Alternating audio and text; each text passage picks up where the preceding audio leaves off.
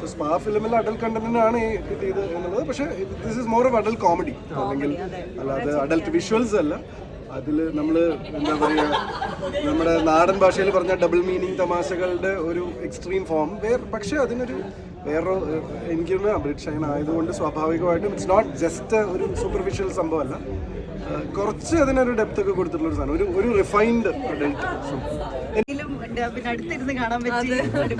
Comedy തവണ വരുന്നതിന് പറഞ്ഞിരുന്നു നല്ല പടാന്ന് ഇല്ല, ബുജിത ഒരു ഹിന്റ് തന്നിരുന്നു. ബുജിത ഫസ്റ്റ് ഡേ ഷോ കഴിഞ്ഞപ്പോൾ തന്നെ പറഞ്ഞു കഴിഞ്ഞു. ബുജിതയ്ക്ക് അതിനെക്കുറിച്ച് തോന്നിയ ഒരു ഐഡിയ തന്നിരുന്നു. ഇതാണ് അഡൽട്ട് കണ്ടന്റ് നല്ല ഉള്ളൊരു സിനിമയാണ്, അല്ലെങ്കിൽ അഡൽട്ട് കോമഡി ഒരുപാടുള്ളൊരു സിനിമയാണ് എന്നുള്ള രീതിയിലാണ് നമുക്ക് ഐഡിയ തന്നത്.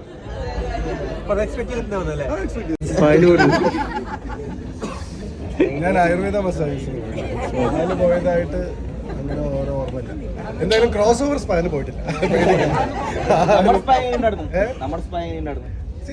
അതാ ഞാൻ പറഞ്ഞത്, ഇപ്പൊ നിങ്ങളുടെ അടുത്ത് തന്നെ.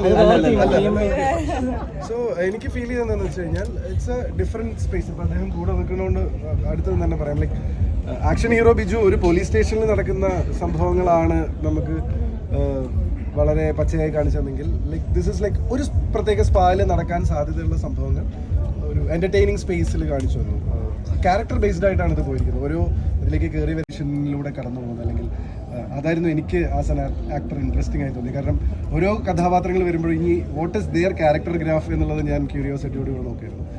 And then this is a very as said adult കോമഡിയാണ്, എക്സ്പ്ലിസിറ്റ് ആയിട്ടുള്ള സംഭവങ്ങൾ. കണ്ടന്റ് ഡീൽ ചെയ്യുമ്പോൾ ഉള്ളൊരു റിഫൈൻമെന്റ് ഇസ് ഓൾസോ ദെയർ. അതൊരു വെറുതെ ഒരു ലേസി അഡൽട്ട് കോമഡി അല്ല.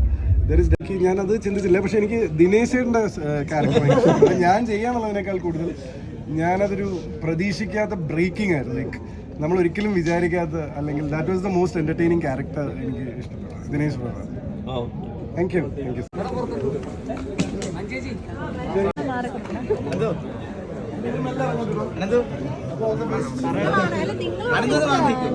ഇറങ്ങട്ടെ.